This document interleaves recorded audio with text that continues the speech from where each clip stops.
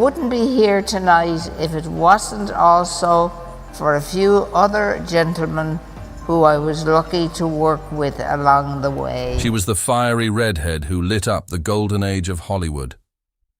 Maureen O'Hara, known as the Queen of Technicolor, never held back when it came to speaking her mind.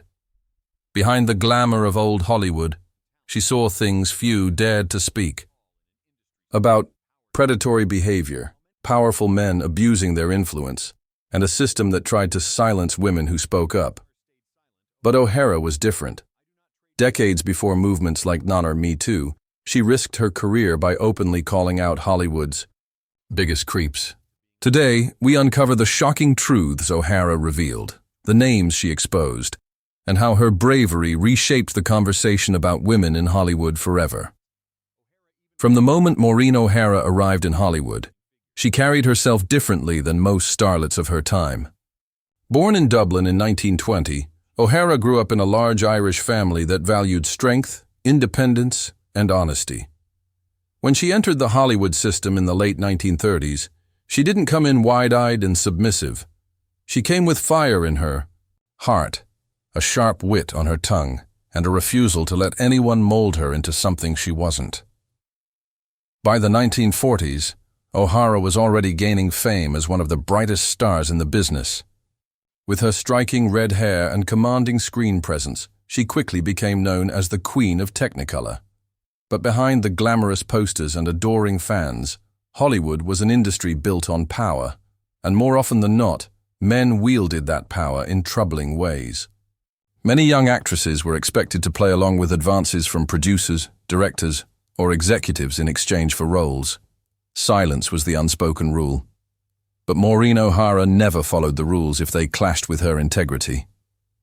She had little patience for men who tried to treat her as property. On set, she insisted on being respected as an equal, not as an ornament. She clashed with studio executives who wanted to dictate her roles and her public image. Instead of the damsel in distress, O'Hara gravitated toward strong-willed characters, women who fought back, spoke their minds, and stood tall against adversity. In many ways, these characters mirrored her own life. One famous story, from her early years, illustrates her spirit. During a meeting with a powerful studio executive, O'Hara was told she needed to be more cooperative if she wanted bigger roles. The implication was clear. Compliance meant career success. But instead of bowing her head, O'Hara stared him down and reminded him that her talent, not her submission, was what had brought her to Hollywood.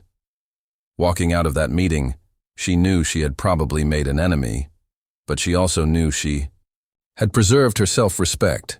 This fiery independence often frustrated the men in charge.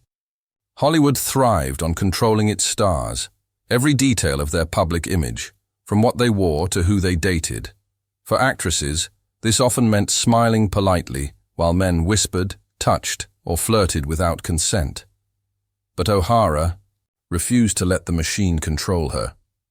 Her roles in films like How Green Was My Valley and The Quiet Man made her beloved worldwide, but behind the camera, she was constantly reminding men that she was not to be underestimated. She wasn't afraid to challenge directors, argue with co-stars, or call out inappropriate behavior on set. Colleagues quickly learned that O'Hara wasn't just beautiful. She was unyielding. This strength didn't come without a cost.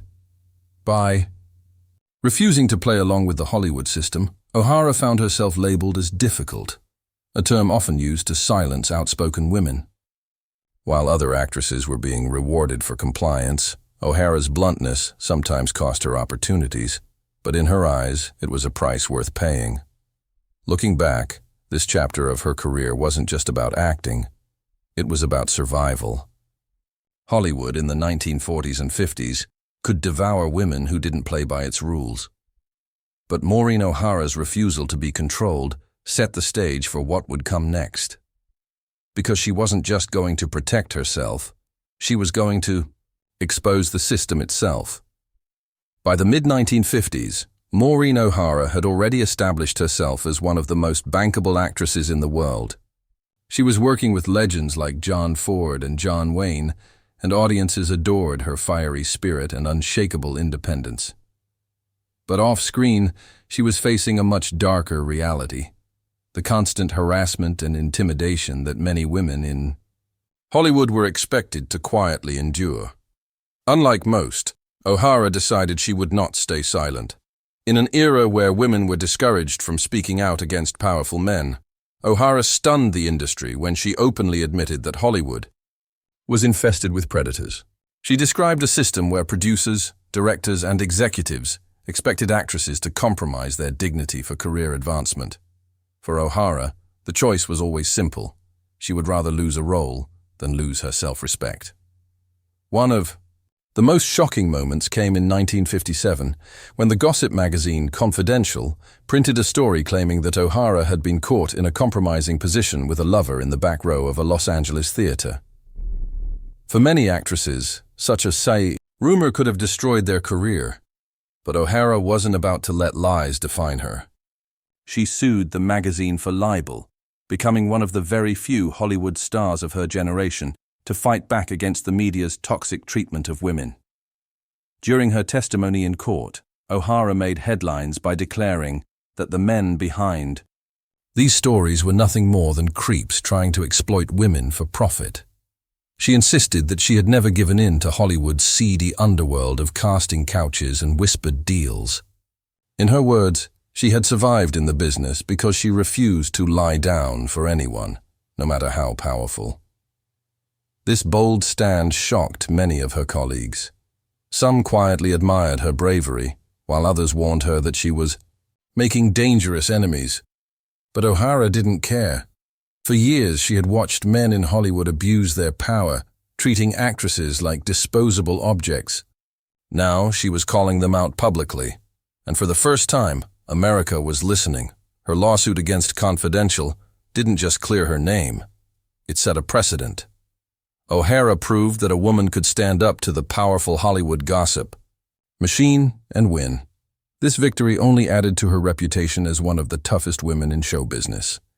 She had looked the system in the eye and refused to back down.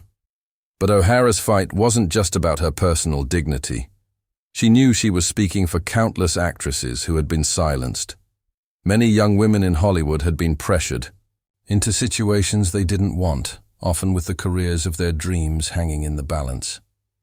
By publicly exposing the industry's predators and liars, O'Hara sent a message. Women didn't have to accept this treatment, and they didn't have to remain silent.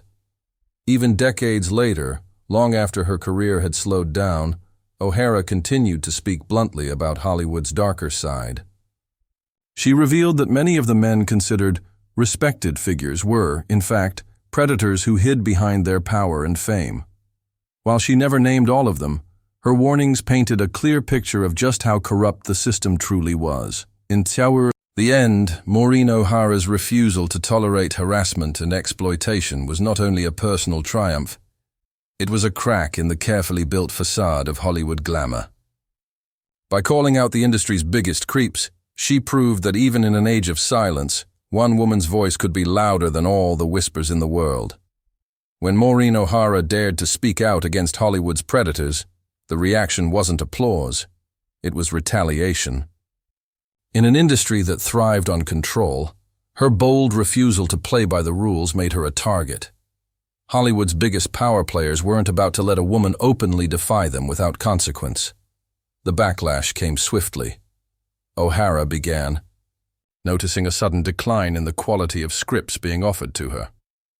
While she had once been in high demand for leading roles, suddenly she was being sidelined. It was no coincidence. Studio executives and influential producers had long memories, and O'Hara's defiance was seen as a direct threat to the system they controlled. Behind the scenes, whispers circulated that she was difficult to work with. This was the classic smear campaign Hollywood used against women who refused to submit. What made it particularly cruel was that O'Hara was known for her professionalism on set. Co-stars like John Wayne often praised her for her dedication and toughness, but the narrative pushed by the industry painted her as a troublemaker. In reality, O'Hara's only crime was standing up for her dignity. Yet the punishment was severe. Some projects she had been considered for suddenly went to other actresses. Directors who once promised her roles now kept their distance. She had broken the unwritten code of silence, and now she was paying the price. But O'Hara wasn't one to crumble under pressure. Instead of retreating, she doubled down on her independence. She carefully chose the films she accepted, often working on projects that aligned with her values rather than those pushed on her by the studio machine. This defiance only deepened her legend, but it also meant fewer roles in a business where longevity was often determined by obedience. The press also played its part in the backlash. Some columnists began to paint O'Hara as too outspoken, a coded way of saying she didn't know her place. In an era where actresses were expected to smile, pose, and stay quiet, O'Hara's sharp words and fearless testimony in court made her stand out like a flame in a room full of shadows. And not everyone liked the light she was casting. Even so, O'Hara refused to back down. She famously told one interviewer, "I wouldn't crawl into bed with a man to get a part." It was a direct attack on the very foundation of Hollywood's casting couch culture.